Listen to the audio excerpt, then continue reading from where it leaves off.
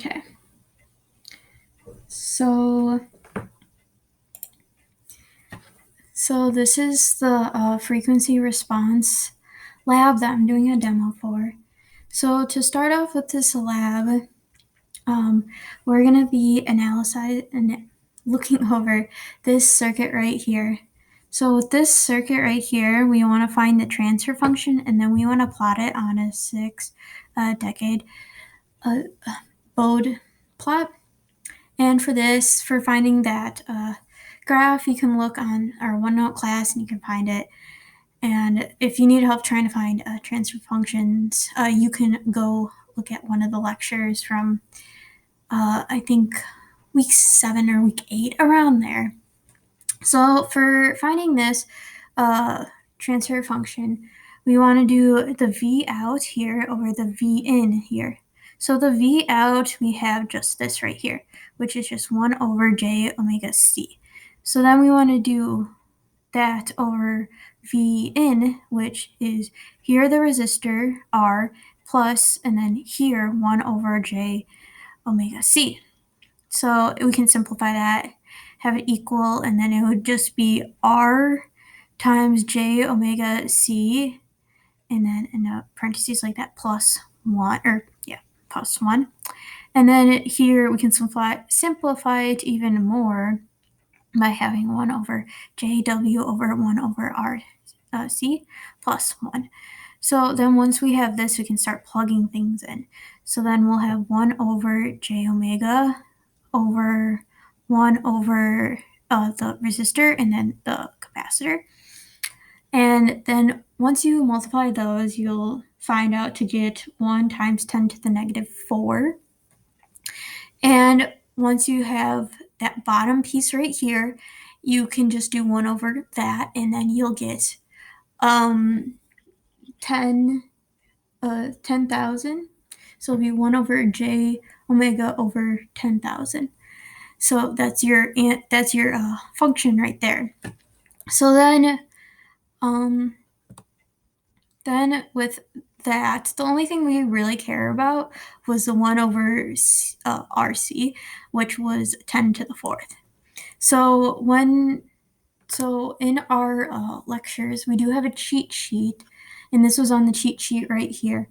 So we have this equation that we're using. It's in that form.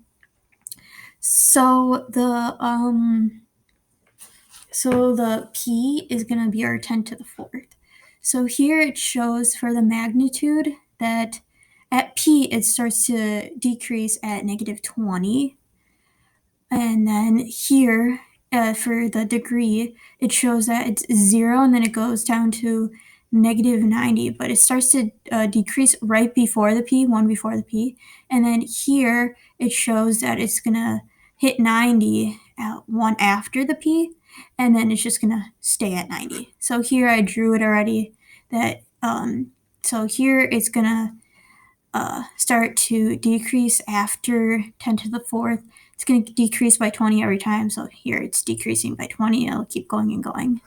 And then here, this is the degrees. It will go to 1 before 10 to the 4th, so 10 to the 3rd. And then it's going to go down to 45 and then down to 90, 1 after 10 to the 4th, so it's 10 to the 5th. And then technically it would just go straight to negative 90 for the rest of the time, but I did not draw it. But that's what you should do in a case like that. All right, and then next we have the pre-lab simulation, which we're going to use multisim for. So with that here, we're going to draw out that circuit right there onto here, make sure you have everything connected, whatnot. And then here, we want to make sure that this magnitude is at 1 and the phase is at 0, and you click OK. Then you want to go to simulation analysis, and then you want to go to AC sweep and make sure that this is at 1 hertz here to stop, and then here at 1 megahertz, to start here, and then this is to stop, and this is fine here to keep that kind of type. And then you want to make this 100, and then here you wanted to make sure it's decibels. And then also make sure with your output here, if you don't put an output, your V out, then it is going to have an error and say that you need to put it in. So make sure you would click it like that and then you add it. I already did that, so it's okay. So then we're going to run it. And then I'll bring this over here. And here it shows what the sweep looks like. So here we have it going down at 20, which is about right. And then I'll just make this bigger. And then we can see here it starts to decrement at about 1K, which is a little different compared to our drawn out one, but that is fine. And then here it goes, it has the right form where it goes down to 90 degrees, but it starts to decrease at about like 100, which is a little different also, but that is okay. So once you take a picture of that, then also an interesting way of, we can also do it by having, using this Bodhi uh, uh, plotter, and by that we would, to make that happen, we would go to instruments, then go to Bodhi plotter here, and you click it. This shows up here, and then you just make up the right connections to everything.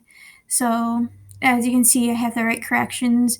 The positives are going to the points I want, and the negatives are all going to ground, which I'll delete that. And then here, we can play right here. Make sure you have it as the interactive. Double click right here, and here it shows the magnitude and the phase. And this is just an alternative. And then here you can also go through and check each one of the points and stuff like that. But the other one is more important to use than this.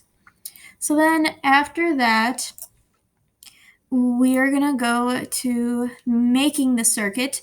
And by making the circuit, we will be making it like this.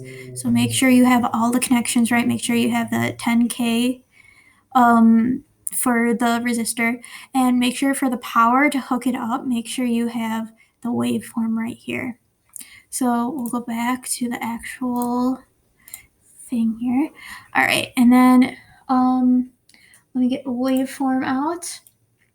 So here I have network 1, and which is right here in the beginning screen. You want to click network, and you want to make sure that you start here at one frequency, or 1 hertz, and then here you want to do a megahertz, 1 megahertz, and then you want to click play. Usually it takes a long time, but for me, I already have it out here so you can see it. And here you can see that it starts to decrease at actually between the 10 and 100K. It starts to decrease here, and it has the right form. And then here it starts to decrease and then steady out. The one thing that is different about this is that compared to other ones, that it starts decreasing between here and here, which is a little different.